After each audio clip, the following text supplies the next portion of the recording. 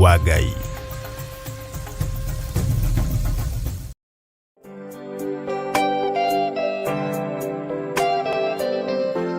Thiini wa ibuku ria Joeli 2 muhari wa 28 ekuga atiriri, na ni ugakinya atiri ati thutha wa maundu macio ni ngaitiriria andu othe roho wakwa, nao ariu anyu na airetu anyu ni makarathaga mohoro, nao athuri anyu marotage iroto, onao anake anyu monage cioneki.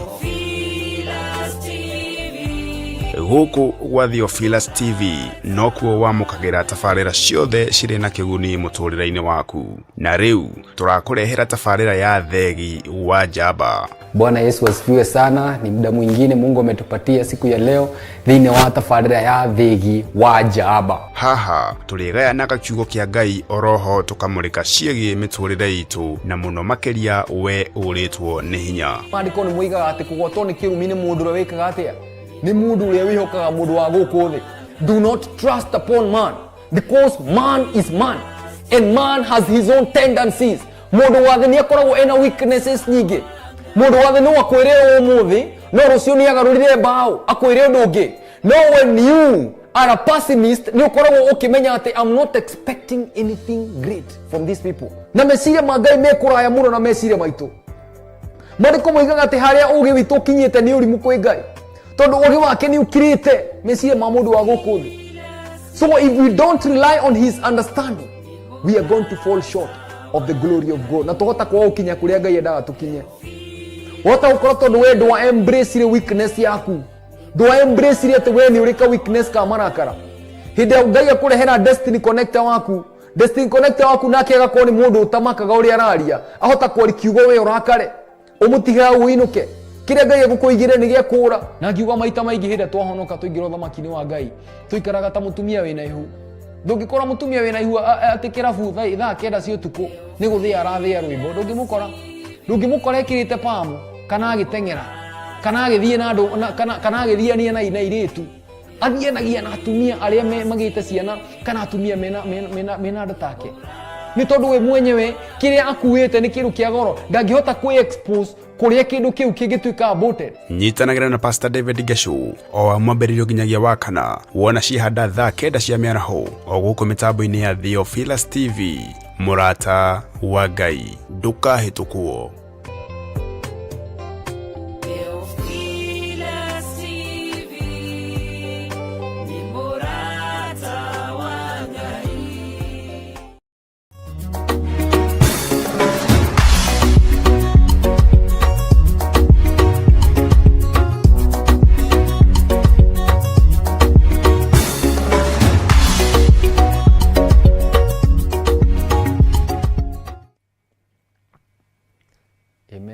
Amen. Mukiriri na murori wa Theophilus TV haria hothe uri. Praise be to the name of the Lord. Mwasalimia katika jina la Mungu Baba, Mungu Mwana na Mungu Roho Mtakatifu. Yetagwo David Ngechu, pastor na demhonoku Jesu ni mwathani.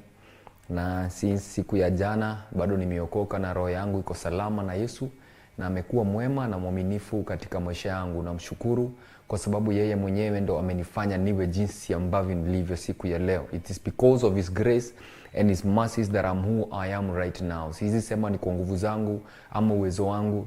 Hakuna nguvu zangu na uwezo wangu. Singeweza kujitoa katika dhambi bali penye yeye mwenyewe alinitoa. Watu husema ati mkono ya askari ni mrefu, lakini mkono ya Mungu ni mrefu ili nifikia mahali penye polisi hawangeweza kunifikia. So nimeokoka, roho yangu iko salama na nafurahia Mungu kwa sababu ya hii siku njema amenipatia. Huwa nakiri na uaga na prophesy kwa siku yangu, nasema this is the day that the Lord has made for me to rejoice and be glad in it. So I'm sticking to that, na najua ya kwamba Mungu akisema hakuna mtu ambaye anaweza sema hapana. Akibariki hakuna mtu anaweza laani. So I stick to the covenant of God, nikijua ati yeye ndo mwanzilishi na yeye ndo mwisho wa imani yangu.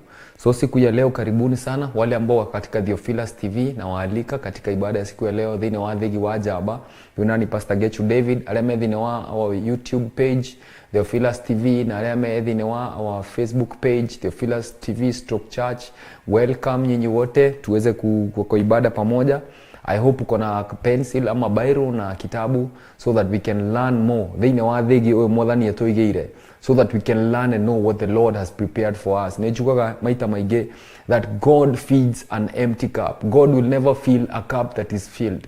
Na wakati yenye wewe mwenyewe unakuja mbele za Mungu ukiwa empty, God will fill that cup. So may God bless you so much. Na tunapoendelea, na wacha tuombe.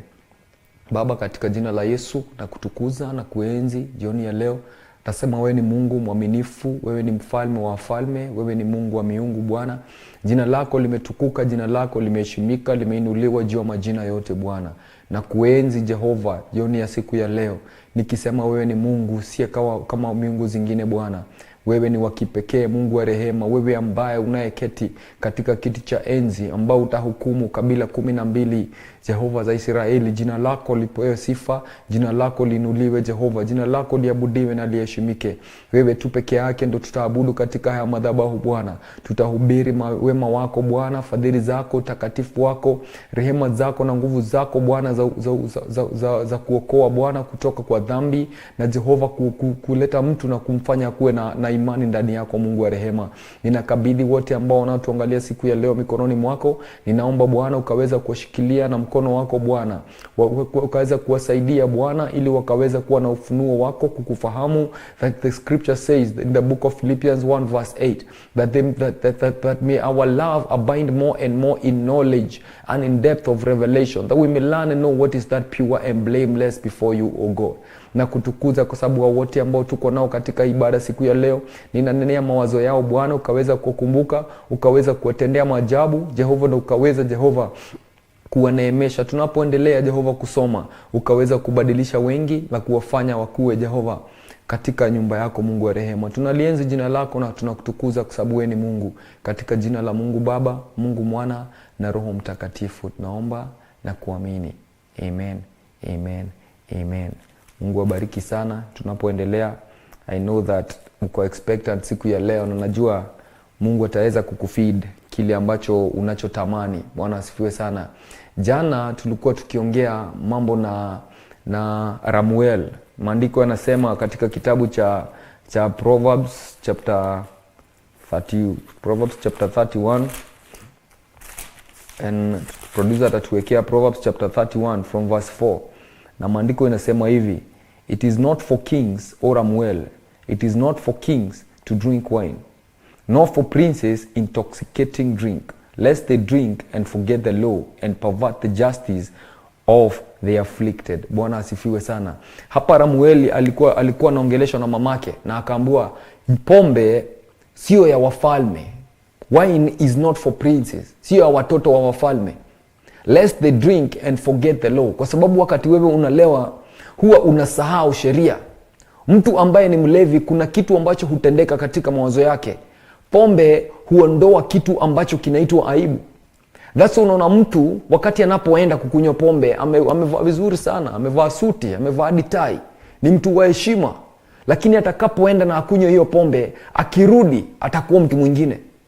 That's something that happens. We have seen it with our own eyes.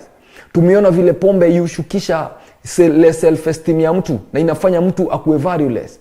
Na tukaona ya kwamba wakati mtu anakunywa huwa anasikia ndio kuna raha ndani yake, lakini value yake ndio hiyo ndio ikipungua pole pole. It is not noticeable, but as time goes by ndio huo unakuja ku notice there is a difference. That is where Ramuel alikuwa anaambiwa na mamake that wine, do not drink wine. Wine, it is not for princes. Wine si ya wafalme. Wine si ya watu ambao wamepatiwa jukumu na Mungu kubwa katika maisha yao. I know ule mtu ambaye kama wewe uko hapo nyumbani na wewe ni youth na unanisikiliza siku ya leo, unafaa ujue hivi: pombe haifai kukunyuliwa na mtu ambaye ana hatima kubwa. Anyone who has a great destiny. One thing is that pombe inakujanga kuondoa shida yako ya saa hiyo. But seti shida hiyo ni kutoka inaondokaga. Hiyo time tu ndo wakati yenye unasikia tu steam, unaanza kusikia ushafika. Hiyo time ndo wewe mwenyewe unadhani shida yako umeitoka. Lakini wakati wenye umekunywa umeharibu pesa yako, and at last asubuhi ukiamka utapata shida yako kwa itakuwa tu bado kwa wardrobe mahali uliweka, kwa sababu ulichukua na ukaiweka hapo. Ukasema acha nisahau dakika kidogo, kwanza nani nifanye shughuli zangu alafu nirudi. Urudi ukiwa steam. Sasa hiyo ukumbuki shida yako iko pale.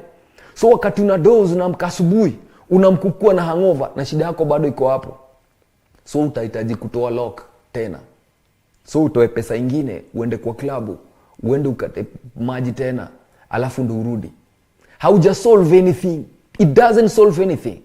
That is why Ramuel was being told by her mama. He was being told that it is not for kings, O Ramuel. It is not for kings to drink wine, nor for princes intoxicating drinks. Not for princes.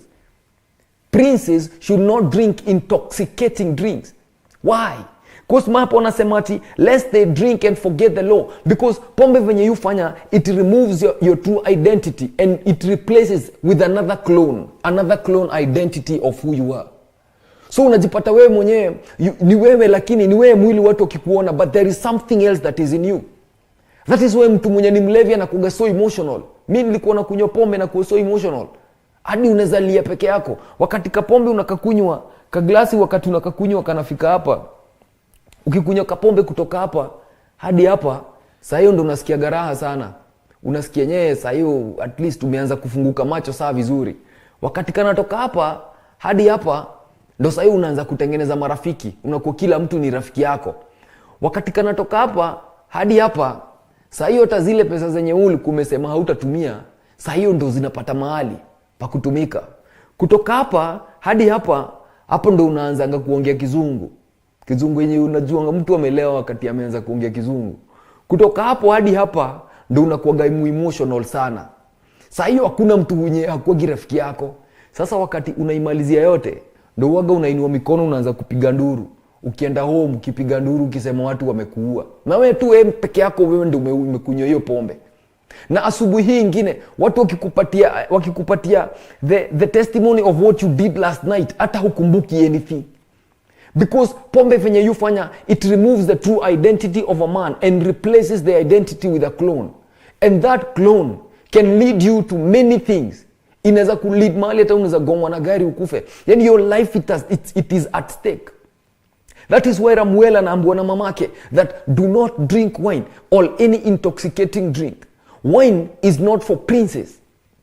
Wine, it is not for noble people. Because it takes away the worth. It takes away the nobleness.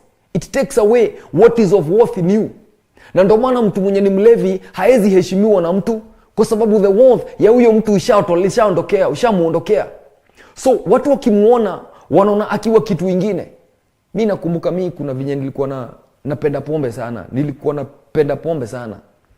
Na ilikuwa inafika mahali hadi nilikuwa najua hadi kupika mimi mwenyewe. Nimepika pombe na nimeuza hata. But kitu moja fani ni ati wakati naanza ukunywa mtu nasikia garaha sana. But wakati zimeshika na unasikia unaenjoy, but ikiisha kwa kichwa ndo unajipatanga saa hiyo ndo unaanzaga sasa kukumbuka sasa una pesa. Jana ulikuwa hata hukulala ukifanya hesabu za hiyo siku. So hiyo siku yenyewe imeisha hivyo. Hasa alafu unapatana mabeshto wako wote. Hakuna mtu mwenyewe anaweza kubali kukununulia wakati yenyewe wewe mwenyewe ushazoea.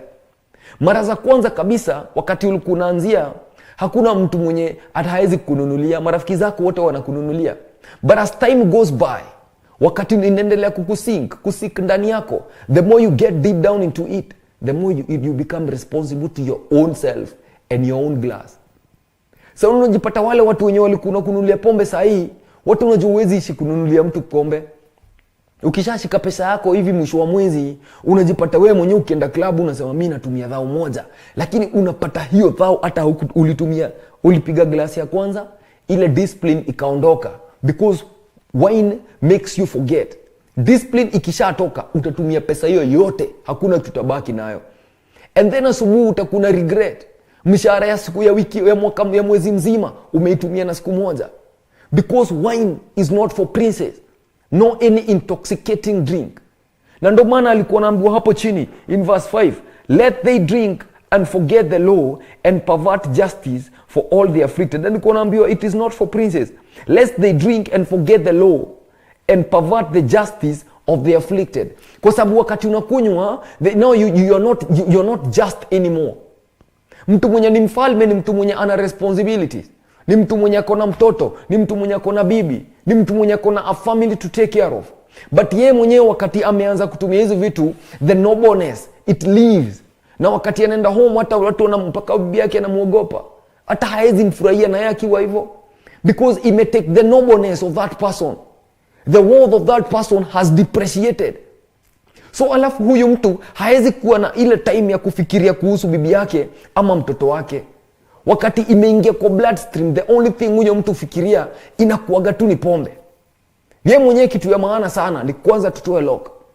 Kuna mwingine alikuwa ananiambia ate goko eno irio gutirithio. Irio gutira. Niyo muthenya no nginya abe arute roko. Na mimi nilikuwa nauliza swali, hii lock itawaisha lini? When? Nishajiuliza hiyo swali nilikuwa nimekunywa pombe. Najiuliza na hii lock tunatoa asubuhi. Hii lock inaishaga lini kabisa? Kwa sababu kila mtu mwenye napata naye, marafiki zangu wote, kila mtu anaongea kuhusu lock. Leo nimeamka umemochoa. Unapata huyu pia yeye hajamochoa, hajachomoa. Kumochoa ni kuchomoa. Pia huyu mwingine anasema hajamochoa. I've lived that kind of a life, and I'm an evidence of how it does to a person, how worthless it makes a person. Utaanza vizuri siku za kwanza, utanunuliwa. Lakini wakati itaingia kwa bloodstream, kuna wakati utakuwa unataka sasa wewe inakuwa ni obligation, lazima ukuwe na pesa ndio uweze kutoa lock. Na kama haujatoa lock unashake hivi. Na hata ni mara mingi sana nimepeleka hospitali nikiwa na hiyo shida. Nimechomeka liver, nimelala hospitali. Kulala hospitali na shake, hata unaweza dhani ni mtu mwenye akona fever. I'm shaking. Na sweat. Hizo ni aftermath. Zile mwili yenye wewe mwenyewe ni withdrawal symptoms. Mwili wakati yenye wewe mwenyewe umeizoesha kitu, alafu tena umenyima, mwili, the body will ask for that thing. And then wakati wewe mwenyewe unakosa kuipatia, then kuna vitu zuu happen kwa hiyo mwili. You start feeling weak. You start feeling you don't have peace, you don't have joy. The only thing that you need ni kuchomoa tu ndio urudi normal. Kuna marafiki zangu wengine walikuwa wanakuja mpaka kwa klabu, yeye ana shake hivi. Ana shake hivi. Hata haezi ataekelea pombe hapa akunywe. Labda ashikiwe na mtu akunywe. Na kisha piga hiyo lock, yenyewe hata hiyo kushake inaisha. Kwa sababu ishaingia kwa bloodstream yake. That is why Lamuel alikuwa anaambiwa na mama yake, it is not for princes or any intoxicating drink, lest they drink and forget the law and pervert justice of the afflicted. Because when umekunywa, it replaces the true noble you, and it replaces with something else that is not noble at all. So wakati yenye wewe mwenyewe unaishia maisha ukopo nje, kama wewe ni kijana, kama wewe ni dem, na wewe mwenyewe umeanza kujintroduce kwa hizi vitu kidogo kidogo, wacha nikuambie, kuna time itafika na value yako itaisha. Hakuna mwanaume mwenye anaweza pata mwanamke mpoa mwenye anakunywa pombe. Hakuna mwanaume mzuri anaweza kuwa responsible na familia yake kama yeye mwenyewe has perverted justice. If you have perverted justice and you have afflicted the weak, then there is no way you can be entrusted by any responsibility. Mtu mwenye anatumia pombe, hiyo pombe hata saa hiyo ishaacha kukua ya starehe. Juu mtu akiingia kwa hiyo shimo, anaingiaga in the name that nakunywa kwa starehe. Nilianza hivyo nilikuwa nadhani ati nakunywa kwa starehe. Hata niletewa nikaambo piga kidogo. Mimi nikapiga kadogo, nikaanza kusikia na kuna ka change. Basi sasa nikaanza kupiga, sasa nataka kusikia kwa change kwa kichwa. Nataka kusikia hiyo starehe. But ilifika mahali sasa nikastoop low. Kutoka Taskasida nikateremka hivi, nikaingia hadi kwa makali. Nikaingia kwa makali, nikakaa hapo. Tena wakati nye pesa inakosa, unashukisha, unaingia zingine zinaitwa smuggle. Hizo sasa ni zile makali, zile expensive. Na hizo ndo zinafanya gadi watu wanapotea macho. Na wakati unaingia kwa hizo, wakati unajuanga ukiwa na so moja, wewe mwenyewe uko steam already. Alafu wakati nye hauna uwezi afford hiyo, una stoop low, unaingia kwa chang'aa. Na wakati unaingia kwa chang'aa, hapo ndo unakuwa desperate kabisa. Now at that particular moment, haukuagi ukikunywa tena juu ya raha, haukuagi ukikunywa juu ya starehe, unakuwa ukikunywa juu ya ile stress yenye hauna pesa ya kuinunua. What the devil does is that he takes something, he gives you something. It's like a gift that is given to you. And at the first few days, you're going to feel like it's something awesome. Unajua ile kuchangamka. And then what the devil does is that he makes sure that which he has given you has become delight in your heart. Yani wewe mwenyewe ushaanza kuifurahia. Hiyo ndo point ile mbaya sana ya mwanadamu. I said this yesterday. Wakati ushafika mahali ati wewe mwenyewe mpaka unauliza asubuhi itafika saa ngapi? uende kwanza ukapige kikombe ya keg. Wakati shetani anakuja anakuletea hiyo gift ndani yako, akisha kupatia anajua wewe utaienjoy, but at the latter time wewe mwenyewe tu utalia.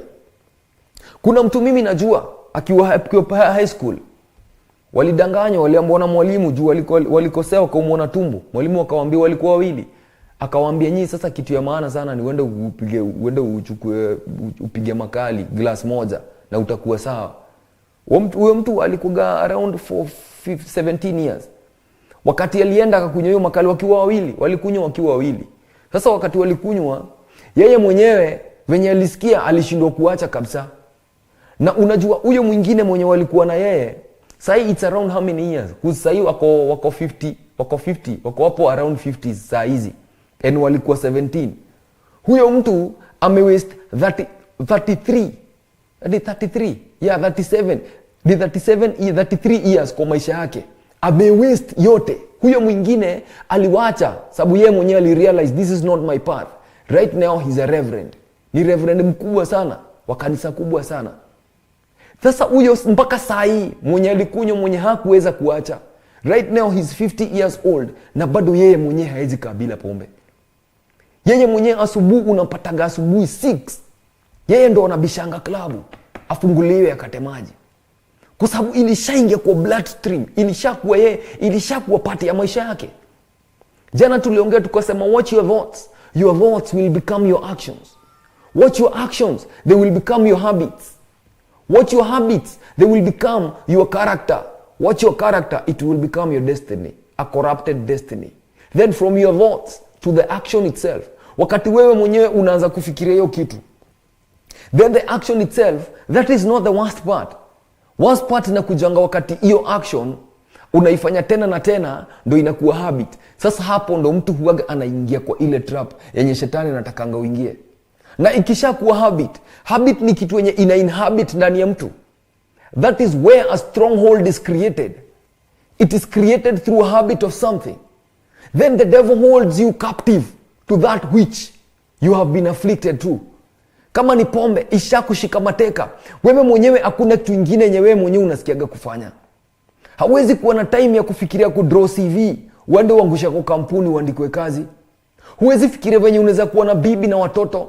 Because there is something else that surpasses that responsibility. Wine. It is not for princes, no intoxicating drinks. Give them to them who are perishing. Because when kings drink, they will forget the law and pervert justice. Bwana asifiwe sana. So that is where Samuel alikuwa anaongelesha hizo maneno na mamake. Anaambiwa it is not for princes to drink wine. Because wakati imefika hii position ya kukuwa ni habit, ati lazima kila asubuhi ukate maji, lazima kila asubuhi uamke upige fegi. Kwanza mimi singeweza kuamka kazi javuta fegi. Lazima hata ilikuwa naniamsha mpaka usiku saa 9. Lazima niamke saa 9 kwanza nipige moshi. Kwanza nikishapiga moshi nasikia raha. Asubuhi lazima tena nivute sigara nyingine.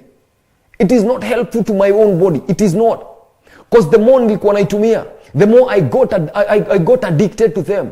The more zinaingiaga kwa bloodstream. Na mwili inakuwa na away ya kuadapt ile lifestyle yenye umeintroducia. The flesh has that tendency. God created us in a very special way. That what has become a habit to our life will eventually become a character. That is why mtu akizoea kuvuta sigara inakuwa ni character yake. Na wakati inafika wakati reality inamhit, yeye mwenyewe ana realize hii si kitu mzuri na niliingia blindly, but njia ya kutoka ndo hakunanga. Because the devil has sealed all the loopholes that you can get out of. Alikuingisha na roho yako yote. Uliingia na roho yako yote blindly without knowledge. That's why the scripture says my people were destroyed because they lack knowledge. Hakuna mtu huingia kwa hizo vitu akijua hapo mwisho kutakuwa aje. Go and ask anyone. Najua kila mtu anakuwa na a drunk uncle mwenye anakunywaga pombe sana. Enda umkalishe chini umuulize ukiingia kwa hizo vitu ulikuwa unataka. Wengine watakupatia reasons zingine zenye hata utashangaa sana. Kama mimi mwenyewe I got introduced to weed na uncle yangu. Yeye ndo aliniintroduce ya weed. Yeye ndo alinirulia na akaniambia acha ujinga wewe ni fala ukikosa kuvuta wewe si mjanja. Na nikavuta. Na kuvuta nikaanza kuona vitu zimechange. mambo atmosphere ikachange, surrounding ikabadilika, vitu zinabadilika, na shindwa ni nini mbaya. Then mimi mwenyewe sikuwa najua kenye kina happen. So nikaget hiyo confusion kwa kichwa yangu, sababu saa hiyo nasikia kichwa imenyamaza. Nikiongelesha watu na waongelesha kama nimeshout. Sijui kwa nini. Hizo ni vitu zenye, those are the first few days. Wakati unazoea, sasa unaanza kusikia raha ukivuta, ushaje uko manage your mind. Unaanza kuona mtu mwenye havuti ni mtu mjinga. So wakati yenye mtu huingia, enda uulize anko yako huyo, enda muulize kama akiingia alikuwa anajua hapo mwisho kutakuwa aje. No one usually knows. No one has a blueprint of what happens in the latter time of a person who is a drunkard or an addict. No one has that latter time. Hakuna mtu huko nayo. That is where the scripture says well, that my people were destroyed because of lack of knowledge. They lack knowledge. They don't know. Hawajakaa chini wakastadi kitu na wakastadi mpaka mwisho hiyo kitu. Na nikaomba siku nyingine nimefanya course inaitagwa safety. Wakati mtu anafanya safety kuna kitu inaitagwa hazard identification. Una identify hazard. As hazard ni kitu yote yenye inaweza cause risk. Una identify the hazard, then you do the risk assessment. You assess the risk that can be created by that hazard. Ukiassess risk ndo unakuwa na risk control. Anyone who doesn't have this hierarchy of control will lead to a ditch at some point in his life or her life. Wakati wewe mwenyewe umeingia kwa kitu without the knowledge of that which you are entering you to, ama without knowing the way you are ushering yourself into it, you do not have the knowledge of what will happen in the latter time. Hauna exit plan. Hakuna mtu kuwa na exit plan. The devil makes sure that hauna exit plan. Mimi mwenyewe nikiingia kwa hizo vitu sikuwa na exit plan. I didn't know. Nilikuwa nadhani ni starehe tu. But kuna time ilifika wakati nye sasa niko jela. Sasa ndio na realize vitu zote zenye nilikuwa naambiwa na mkoro wangu. Alikuwa ananiambia Davy, achana hizi vitu si mzuri. Hata wakati utakuwa mkubwa, wachana pombe. Unaona venye imefanya maisha yako ikue. Unaona maisha ananitajia watu wenye imeharibu maisha yao. So na mimi mwenyewe, because I didn't have that knowledge, mimi mwenyewe nikaenda kujiingisha. Nikaanza kuona nikaa hiyo raha nasikia nikaa ni ya maana. Mkora ananiambia niambie nini. There is one wise thing I want to tell you. That we all got two lives. We all got two lives. But the second begins when we realize that we only have one. Enda upate mtu saizi mwenye alifungua maisha jela. Mtu mwenye sai ana serve kifungo cha 70 years. Aliingia huko jela akiwa 22 years old. Saizi yako na miaka 49. Maisha yake yote ilishaishia hapo. Out of the influence alienda kukunywa pombe. But due to venye mtu hawezangi kujicontrol, because wine is not for princes. Venye we mwenye hawezi jihando, ye mwenye akapasua chupa na akadunga mtu kama amekosana, akamkata shingo na akamuua. He went in for life. Right now wewe mwenye unakuwa introduce kwa hizo vitu saizi. Kama huyo mtu ungeza jua the heart that is, kama unaweza ingia in the mind of that person right now, ndo reality inaweza kuhit. Lakini kama kitu haijakuhapenia, we mwenyewe hauwezi get the intensity of the way I want you to get it. It is so hard. Mimi mwenyewe nakuambia out of experience, but wewe mwenyewe unaweza kuwa umekuwa introduced but you've never seen anyone who is suffering deep down in his heart. Akufungulie roho akuambie kabisa, mimi I wish kama maisha inaweza rudishwa nyuma, nirudishe maisha nyuma. Nikose kuchukua na hiyo mbogi yenye niliingiana nayo. Nichague tu kukana ile njia yenye mamangu alikuwa ameniambia niishi. Saizi ningekuwa na watoto, saizi ningekuwa na bibi yangu, ningekuwa na familia yangu sahi. But the devil didn't give me a chance to think about the most important thing.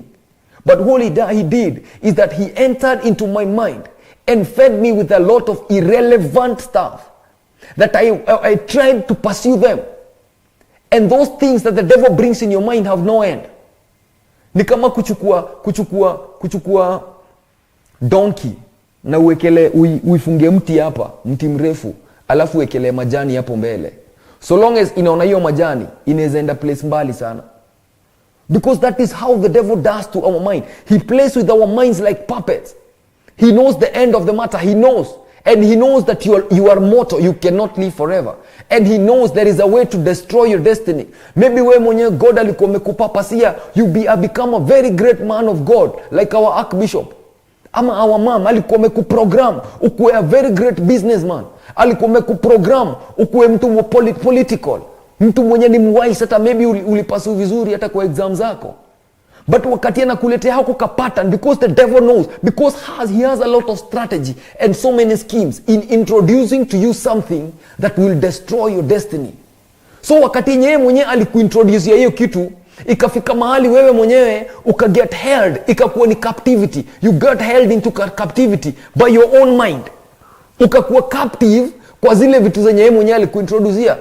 And it came a time now that ukashindwa kutoka kwa hizo vitu kabisa. And sasa hizi wakati unapatana na mtu mwenyewe anafanya hizo vitu, unafeel enyewe mpaka unamuenvy. Unawish kama mwenyewe ungeza kuwa na hiyo steam.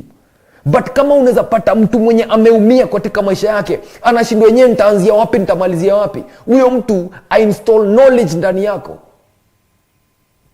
Because if you get someone who has been locked up in jail for life, yeye mwenyewe akuambie life sio kitu yenye unaweza try mara mbili. That's why nimesema that we all got two lives.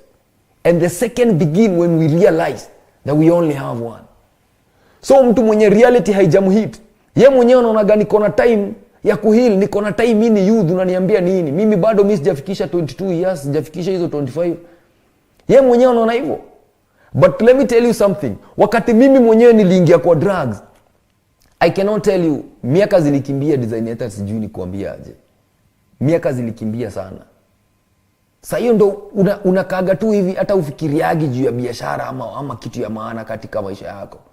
The only thing that you think of ni venye unaweza kata hiyo maji, upige fegi zako, uende upige mandom zako, alafu wewe utulie hapo na jeshi yako, jioni ifike, muende kwenye mnaendaga kuwatch movie na kudunini, alafu mlale, asubuhi tena muamke, muanze kuhustle pesa ingine ya kwenda ukata maji.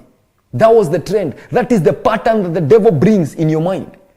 So wakati hiyo pattern imekuwa laid up in your mind, the only thing you think of is that pattern. That is why the Bible says in the book of Corinthians that our battles are spiritual, they are not carnal.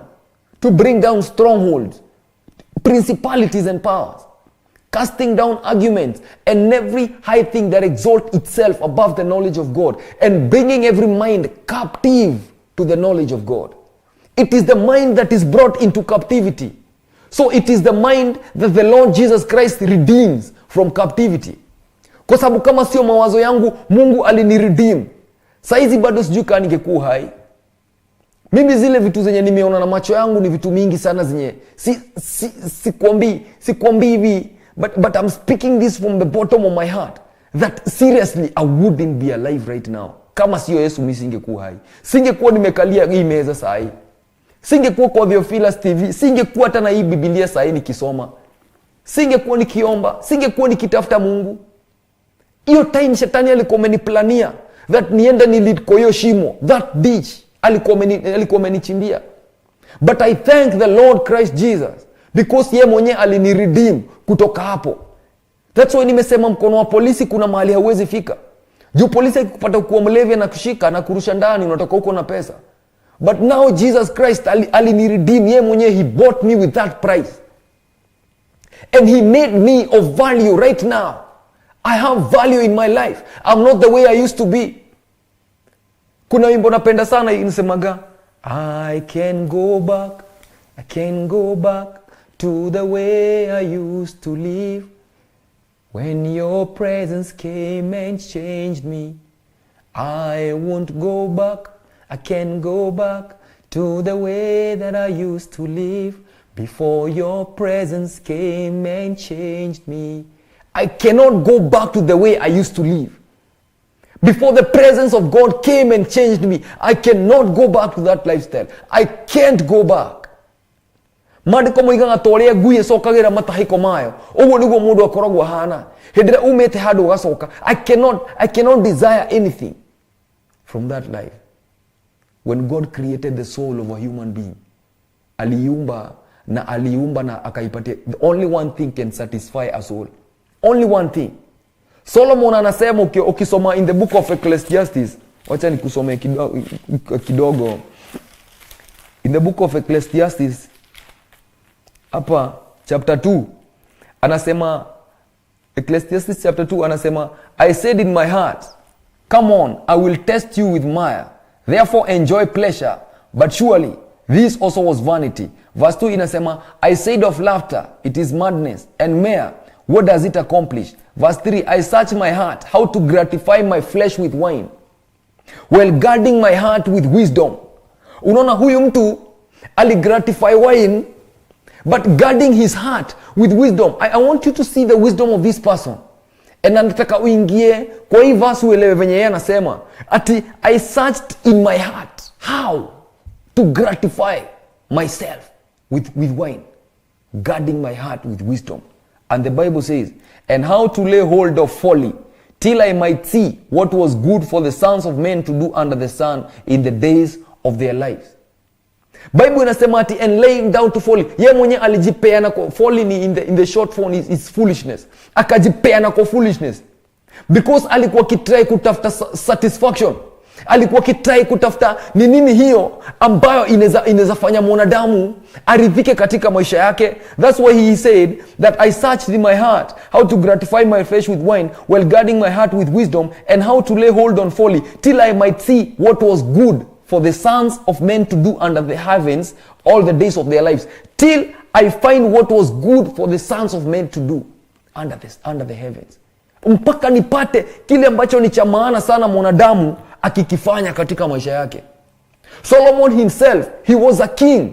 Alijaribu sana kutafuta ile kitu yenye inaweza msatisfy, guarding his heart with wisdom. And the Bible says that I made works. I made my works great. I built myself houses and planted myself vineyards. I made myself gardens and orchards, and I planted all kind of fruit trees in them. I made myself water pools with which to water the growing trees of the groves. Hizi mambo zote zenye yeye alijaribu kufanya. I acquired male and female servants and had servants born in my house. Yes, I had greater possessions of herds and flocks than all who were in Jerusalem before me. Verse 18 nasema, I also gathered for myself silver and gold and the special treasures of kings and of the provinces. The treasures of kings. Alikuwa nazo pia hizo. And the Bible says, I acquired male and female singers, the delights of the sons of men, and musical instruments of all kind. Alafu anasema verse 9, so I became great and excelled more than all who were before me in Jerusalem. Also my wisdom remained with me. Then verse 10 anasema hivi, whatever my eyes desired, I did not keep from them. I did not withhold my heart from any pleasure. Hakuna kitu yoyote yenye mimi mwenyewe nilijizuia. I gave in to everything, and he was a king. So you can believe the kind of exposure the king had, the kind of exposure and the opportunities the king has to sin. Golden opportunities, millions of opportunities. And the scripture says, I did not withhold my heart from any pleasure, for my heart rejoiced in all my labor, and this was my reward for all my labor. Verse 11 inasema hivi, then I looked at the works that my hands had done, and on the labor in which I had toiled, and indeed all was vanity and grasping of the wind. There was no profit under the sun. Let me tell you something. The only thing that the Lord God made us to be satisfied with is only the Lord Jesus Christ that can satisfy you. Hakuna kitu ingine ambayo inaweza ridhisha mwanadamu katika ulimwengu. Hakuna. Nimejaribu mpaka kunywa pombe, mpaka nikiwa Mombasa, nikiwa kwa beach. Nimejaribu hizo vitu zote, and I'm telling you, there is no genuine happiness. There is no genuine joy. Wewe mwenye hiyo genuine, hiyo happiness utaifind, lakini utailipia gharama. Lazima wewe mwenye urudi kwa mfuko ununue hiyo furaha yenye wewe mwenye unataka. Kwa hii dunia hakuna kitu ya bure. The devil will not give you things for free. No, he knows that you're trading it for something else. He knows that there is a possibility that you're going to trade that which is so important to you for that which is temporal. The devil knows that. And we are in a warfare. If you do not get this reality in you, that you may change and become someone else, then kuna ditch ambayo imeelekea hapo mbele. Hakuna mtu mwenye anajuanga akienda kukufa. Nimeona marafiki zangu wengi sana wamekufa. Wengine walikuwa mtumezoea chang'aa nao, mwingine hadi liver ilianguka kama ameketi. Because tulikuwa na kunywa na kupika chang'aa yenye mpaka ungezarusha mayai. Hauhitaji kwenda kuchemsha mayai. Yenyewe mayai unaweka tu hapo ndani, inaungua mpaka inachomea, inaiva. Kwa sababu ya venye hiyo kitu ni kali. Yani hiyo exposure hizo vitu zote nimezipitia na nimeona na macho yangu hivi. Maisha ya mtu ikikuwa destroyed na ikikuwa turned to nothing kabisa. Nimeona mtu akitumia drugs. Yeye mwenyewe mpaka sahi ana wish, I wish kama naweza anza kwa drawing board. But time never goes back.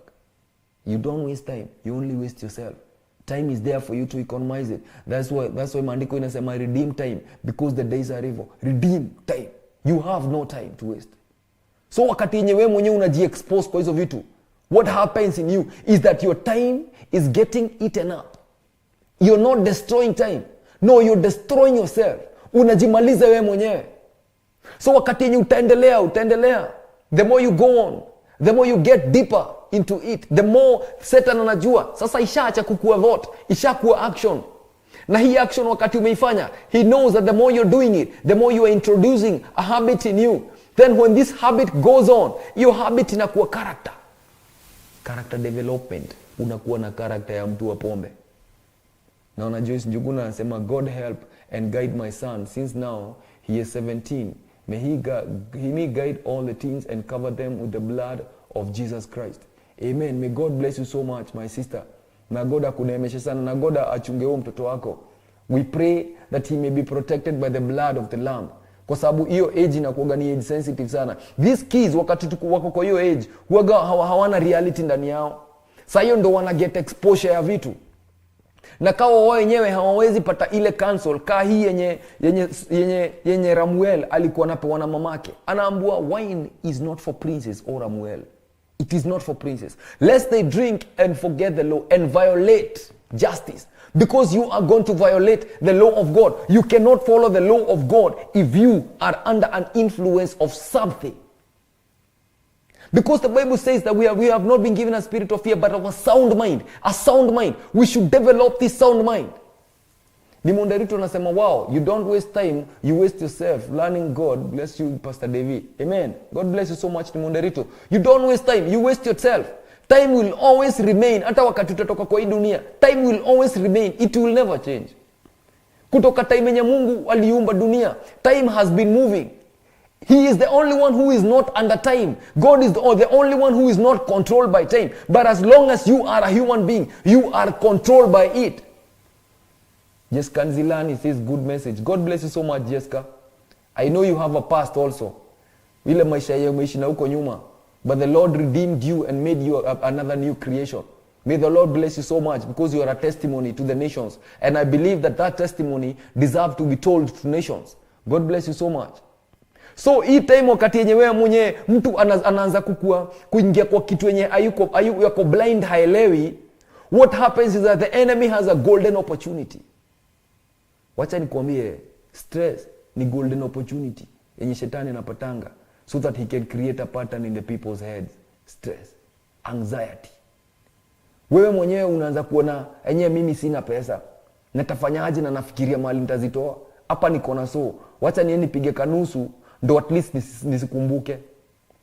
Wakati uko na stress, that is a very golden opportunity for the devil to create a pattern in you. That is why it is not good to stay kama hakuna tunafanya. It's good to have a task. It is good to create something that you are going to think of. It is good to write your vision on a tablet that you may chase it. But if you don't have a vision to chase, what will happen is that the enemy will give you something else to chase. And he will make sure that he will give you something that you will not get satisfied of. So hiyo kitu yenye hautakuwa satisfied of, shetani atakuja na atakuhold captive nayo against your own will.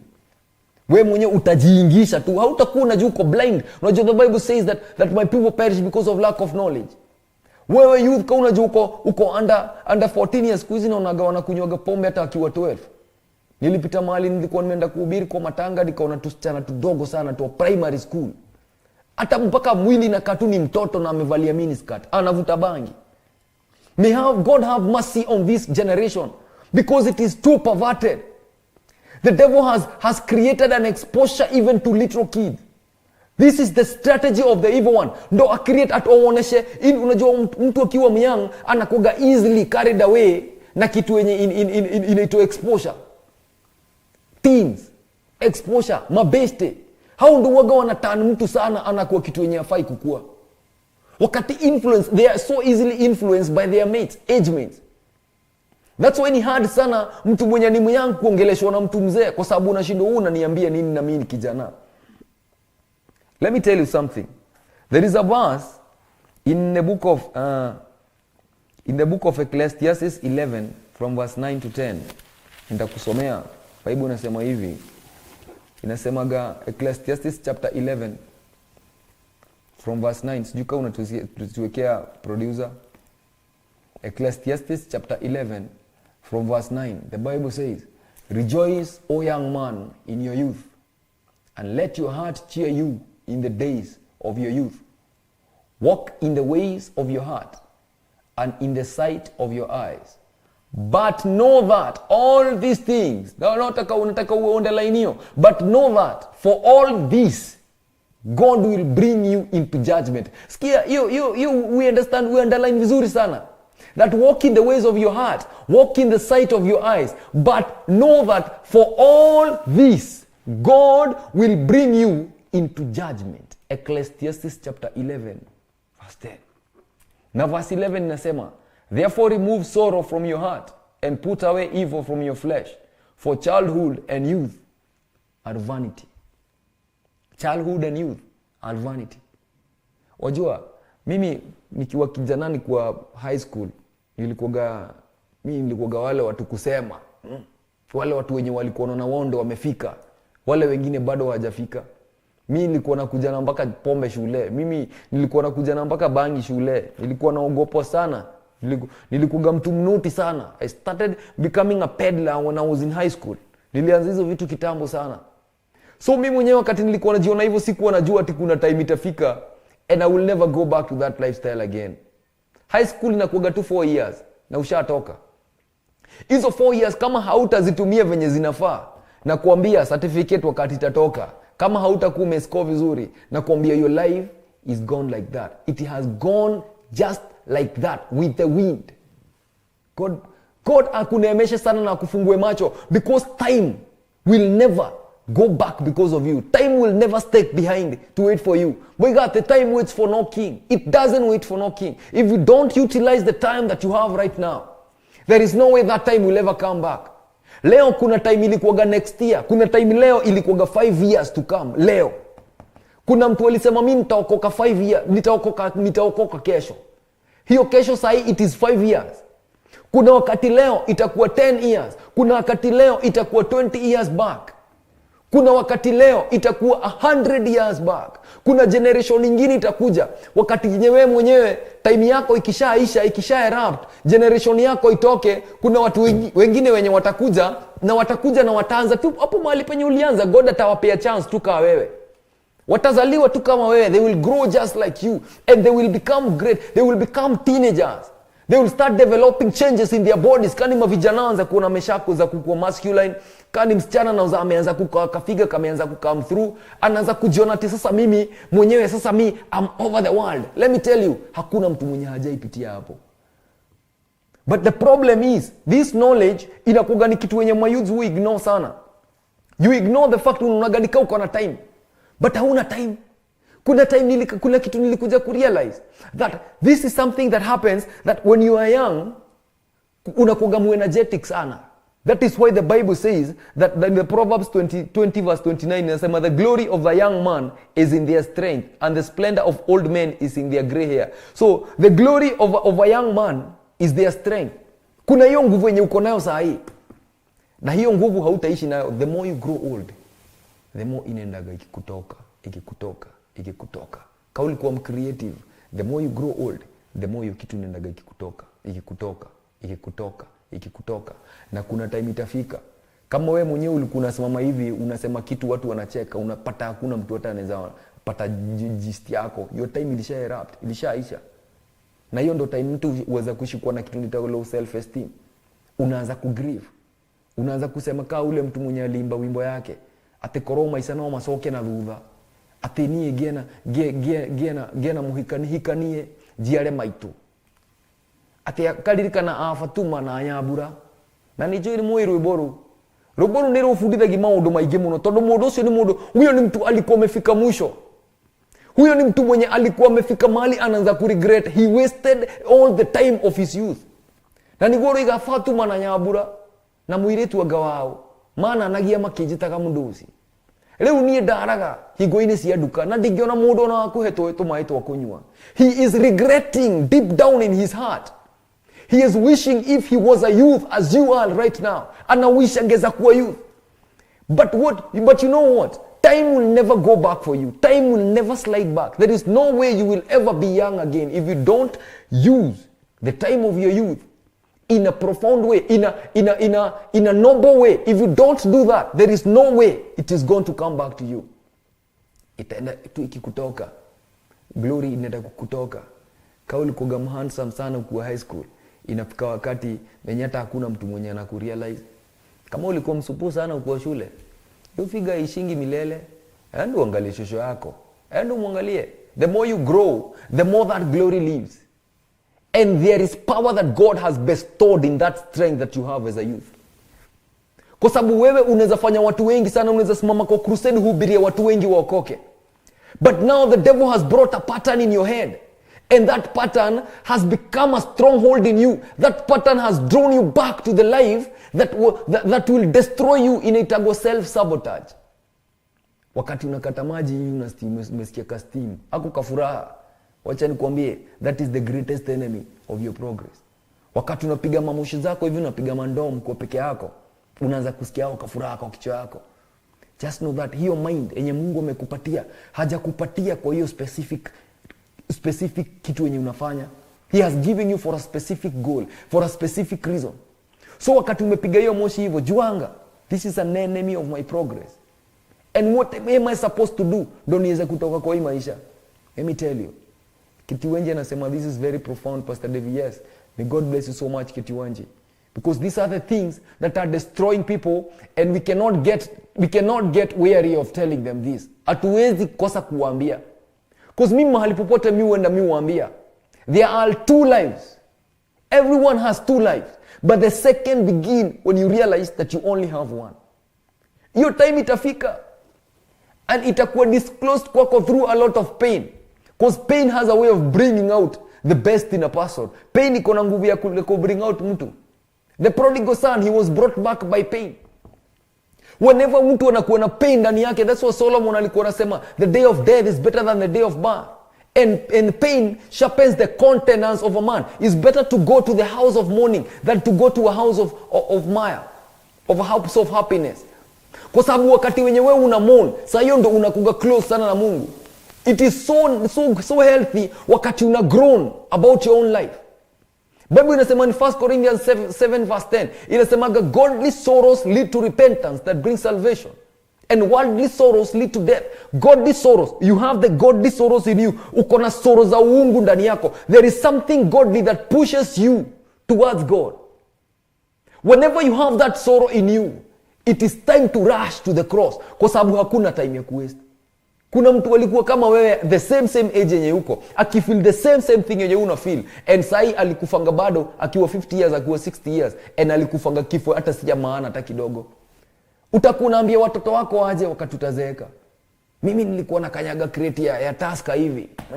Mimi nilikuwa na kunywa mizinga 2. Niona mtu mwingine akisema ati ni competition, anapigwa mzinga mzima. Anapiga hivi. Anaimaliza na anakuambia huyu mtu hakulala. She was a lady. She died that same day. Hakulala. Lack of knowledge. Ramuel, wine is not for princes, lest they drink and pervert the law. Forget the law and pervert justice. Wine is not for princes. So kama uko pale, just know that we all have two lives. We all have two. Hata mimi nilikuwa tu kama wewe kuwa youth. I was just as you are right now. I was your age too. Nikijiambia nyewe mama mkora kuna kitu najua. And saa hizi, now I realize I have one life. And this life, I will use it to proclaim the gospel of Jesus Christ. Hakuna kitu kingine mimi naweza fanya. Hakuna kitu kingine naweza kubali kufanya. That is my aim. That is my goal. That is all which I was born for. And that is what I will do until my last day on earth. I will live proclaiming the gospel of Jesus Christ mpaka siku ya mwisho, because hiyo nilifind purpose. Na nikajua time haitairudi nyuma. Yesu Kristo yeye mwenyewe alisema, I will do the work of my Father so long as it is day.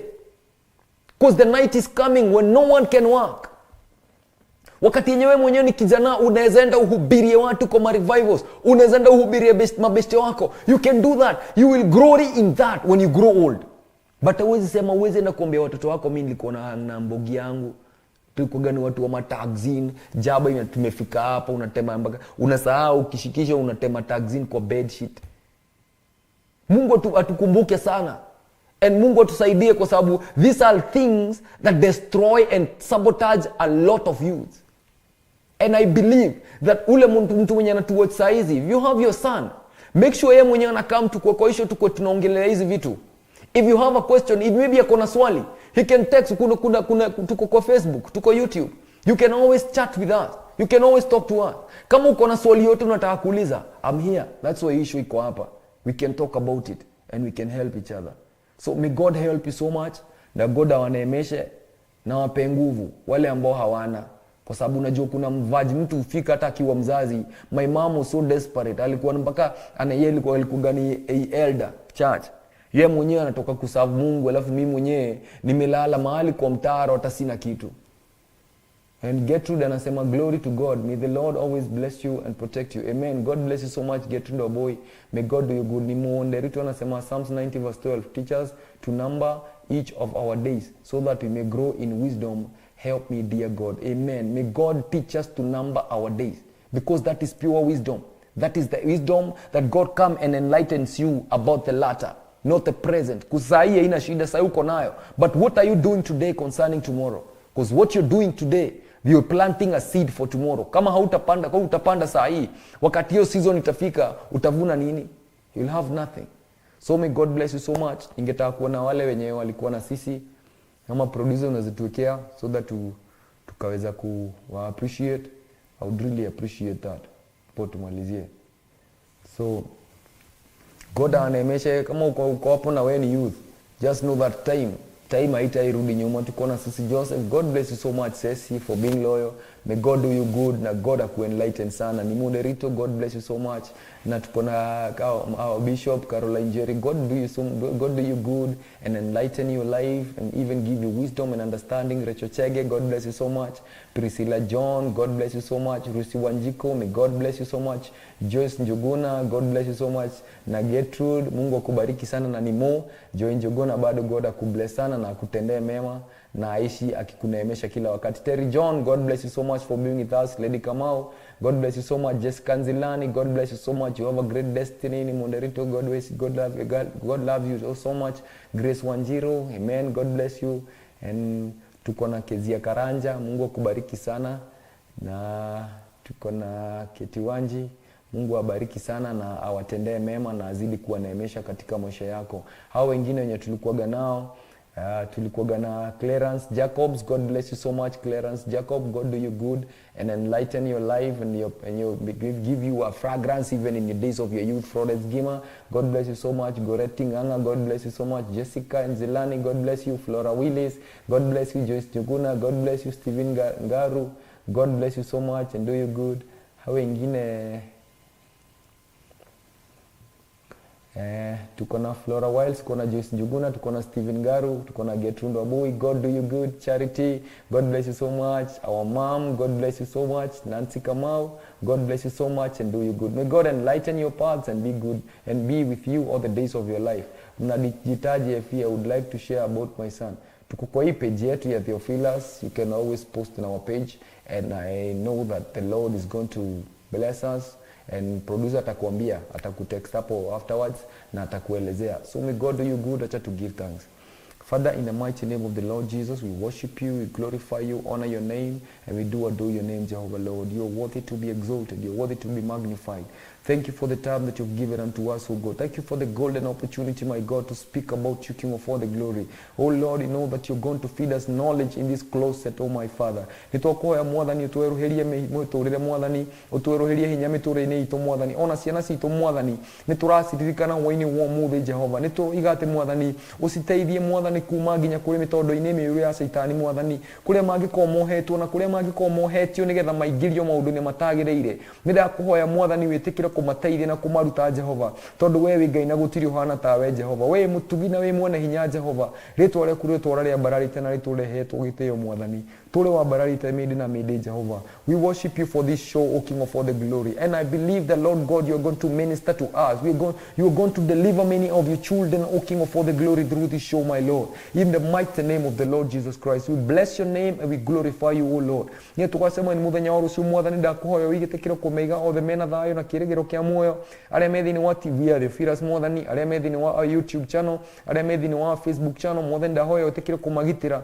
na witikire gukorwo wina mwathani, tondu we Ngai na gutiri hana tawe. Thiini wa ritwa ria Ngai ithe, Ngai Mũriũ, ona Ngai Roho Mũtheru, twahoya na tuge amen, amen, amen. Tukutane siku ya Mungu akitujalia tupatane kesho, and I believe that God is going to keep you safe, God is going to enlighten you, and God protect you all the days of your life. Na wale wenye wangetaka kupatiana sadaka zao, producer atakuwekea paybill so that you can give, and the Lord is going to bless you abundantly. May God bless you and keep you. Shalom, shalom, shalom.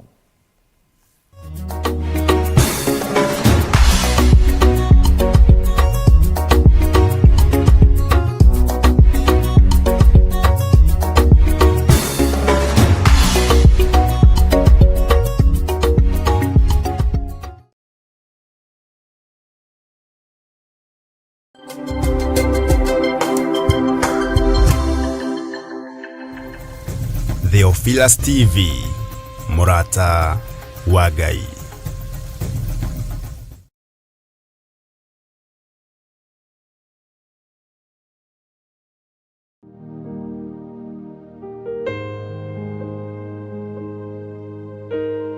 Ngai witũ arogocwo na mbarario muno makiria na tũgirio muno makiria ni tondu ni Ngai.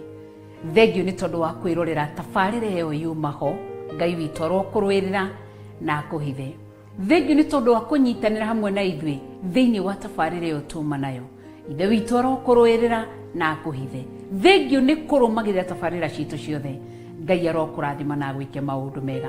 Thengio ni kuoya kanya gaku watũthikĩrĩria na watwĩrorera, warũmĩrĩra tabarĩra ĩyo wega. Twambanĩrĩirie nawe na twarĩkanĩrĩria hamwe nawe. Ona arĩa tũtanahota kũrĩkanĩrĩria nao, ndaria kĩrathimo kĩa Ngai Ithe, Ngai Mũriũ na Ngai Roho Mũtheru. Ngai witũ arokũrathima. Na ũndũ ũrĩa mwega nĩ kuoya uge kiugo kĩrĩa waigua thĩinĩ wa tabarĩra ĩyo. Maũndũ marĩa mothe wakorwo ũkĩrutwo kana twakorwo tũkĩrutwo nĩmo tũbatiĩ kuoya na kũrũmĩrĩra. Nake Ngai akũrathime na akũhotanĩre. Na Ngai witũ arokuonekanĩra nĩ tondũ nĩ mwĩhokeku. No thiĩ na mbere kwĩrorera Theophilus Television. Ngai ndarathima mwĩroreri wa Theophilus TV. Ũyũ werorera Theophilus na tabarĩra ĩno yumaho. Ndaria kĩrathimo kĩa Ngai Ithe, Ngai Mũriũ na Ngai Roho Mũtheru. Mũtuge ũmũrĩithie na ũmũmenyerere. Ngai witũ arokuonekanĩra, Ngai witũ arokũrũĩrĩra na Ngai witũ arokũhitha nĩ tondũ wa wega wake na tha ciake. No korwo nĩ warathimwo nĩ tabarĩra ĩyo, rĩngĩ nĩ wĩ hau na no ũraigua nĩ ngwenda kũrũgama na ũtungata ũyũ, nĩ ngwenda gũkorwo ngĩruta gĩcunjĩ gĩakwa kana offering yakwa thĩinĩ wa kĩgongona gĩkĩ, no ũhũthĩre namba ici ciandĩkwo haha. Our paybill number, ũgũthiĩ kwa M-Pesa wandĩke paybill number ya gwĩtio kwandĩka 400-1981, wĩkĩre amount and then wĩkĩre pin ya gwĩtia account ũkwandĩka o Theophilus, kana wandĩke okorwo nĩ offering, okorwo nĩ partner, no okorwo nĩ tithe, wandĩke kĩrĩa ũraruta, gĩtũmi gĩa kũruta offering ĩyo nĩkĩ, na Ngai witũ akuonekanire.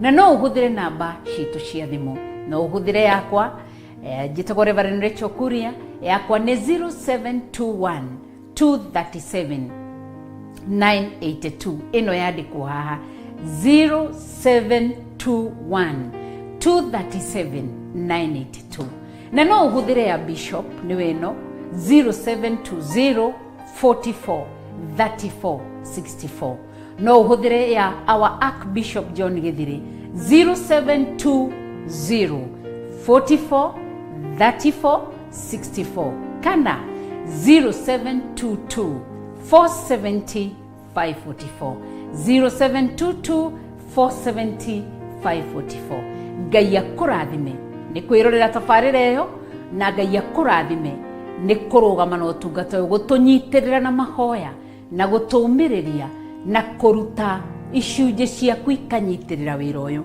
ndaria kirathimo kia Ngai ri Ngai Moriu na Ngai Roho Mutheru ndakuhoera utugi wa Ngai tha cia Ngai na wega wa Ngai ndarathima mwiroreri wa Theophilus uyu turumagirira uyu twirораgira uyu rugamaga na mbia ciake akarugama na utungata uyu ndathiriria kirathimo kia Ngai the Ngai Moriu na Ngai Roho Mutheru onori otari ndathiriria kirathimo kia Ngai the Ngai Moriu na Ngai Roho Mutheru thiini wa ritwa ria Mwathani witu Jesu Kristo ndahoya na ndacokia ngatho ni ndaria kirathimo iguru riaku Ngai akuonekanire ni kwirorera Theophilus na kwirorera tabarira citu na Ngai witu rokuonekanira bye bye na Ngai akurathime.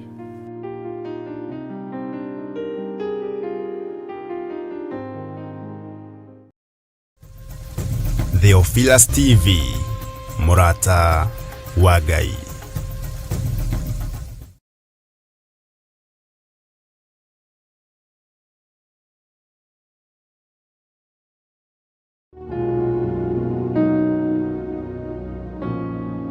Theophilus ni MURATA wa Ngai tuhunjie kiugo tutari andu a Ngai tuhegi andu a Ngai na tumomererie meterere o Ngai ucio niguo muoroto na matanya na mwito wa Theophilus kuhunjia kiugo kia Ngai kumireria andu a Ngai na kumera meikare mehokete na metereire Ngai ni wageithika murumiriri na mwiroreri na MURATA wa Theophilus Television. Ngai akurathime ni kurumagirira Theophilus tukiruta kiugo gio thiku no theru no horo wa ma wi hau ni uturumagirira na rimwe mundu ni athia ngoro yake kainama ikorwo ni hinya tondu ni mundu no kaigwa ni ndirabatara mundu ungihe kiande giake ndirire ni ndirabatara mundu ungihoera mundu ungindiririra na ndi thiini wa ibuku no korwo ndiguthoma thiini wa thamaki wa keri ni hodi 2 Kings chapter 4 kuma verse 1 no nyende uthome ithi ikurukite no ni ngugutariria hanini ni hegie mutumia uyu wa ndigwa uyu wari na thiri muthuri wake ari na thiri na riria ni amutigire ciana igiri tuhitwire riria ari na thiri ri muthuri agikua athika muthuri wake niguo kire muranduri wokiri okimwira mutumia ndenda mbia ciakwa agikorwo ndari na shekeri agiamuneire na niho mutumia ucio muthuri mwene thiri ucio ugire ni neo ciana ithi gatuike ngombo irute wira nginya riria karikia mutumia kiigwa guta muthuri ni akua njoke ndahwo ciana akiririkana muthuri wake ni akoragwo agitungata thirito-ini ya aria na fi na niho ikorokire agikora Elisha mena anafi ariake akimwira muthuri wakwa aratho ararigita no aratungataga guko na riu nihokite muranduri okite kurandura na muthuri wakwa ni akuite arenda thire na arenda kundaha ciana athire kigongona-ini akiurira he muthinjiri Ngai nawe riria ngoro yaku yainama ni ciana ni muturire ni murimu ni urigagwo ngorora nako Theophilus tithwe Ngai no Ngai ni atutuite otoreri gathiini wa ibuku ria Mathayo ni atutuite arangeri na aramati a wira wake ni gwira gathiini wa Matthew 24 gwiciria 45 hau aramati a indo ciake na indo ciake ni kiniwe atwehokeire muoyo waku turutage kiugo tukumenyithia uhoro wa kiugo nigetha ukaheo muoyo wa tene na tene na nikio ta Theophilus turakuhe koya kanya gaka tugakwira ngoro yaku ndikainame ndugakwe wika ndugathirire hau ni ma stress ni ithu no twage guguteithia no nĩ kũrĩ hinya thĩinĩ wa ihoya, nĩ kũrĩ hinya thĩinĩ wa kũgwatanĩra. Na tondũ mũtumia ũyũ athire harĩa mũthuri wake atungataga, nawe rĩrĩa wĩna ũritũ, rĩrĩa ũraigua ngoro yakwa nĩ yainama, ndingĩhota kwĩhanda rĩngĩ, ndingĩhota gũthiĩ na mbere kwĩhoera, ndaigua nĩ ndakinya mũico, ũtungatagĩrwo kĩgongona-inĩ gĩkĩ, ũrutaga indo ciaku mũhothi waku kĩgongona-inĩ gĩkĩ, ona hinya waku ũrehete kĩgongona-inĩ gĩkĩ, ndũkanaigue thĩna rĩrĩa tũragayana thĩna waku na ithuĩ. Koguo nĩ wega twarĩrie na namba icio ũraciona screen-inĩ haha, wahũra namba yakwa 0721237982 kana ya Bishop 0722470544 nĩcio icio wandĩkĩrwo hau screen-inĩ.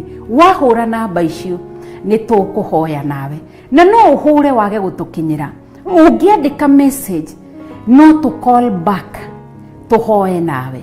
Ngai akũrathime na gwĩke wega. Ũririkane aroiga thĩinĩ wa Jakubu 5, ihoya rĩa mũndũ mũthingu rĩkĩruta wĩra warĩo rĩtũmaga maũndũ manene mekĩke.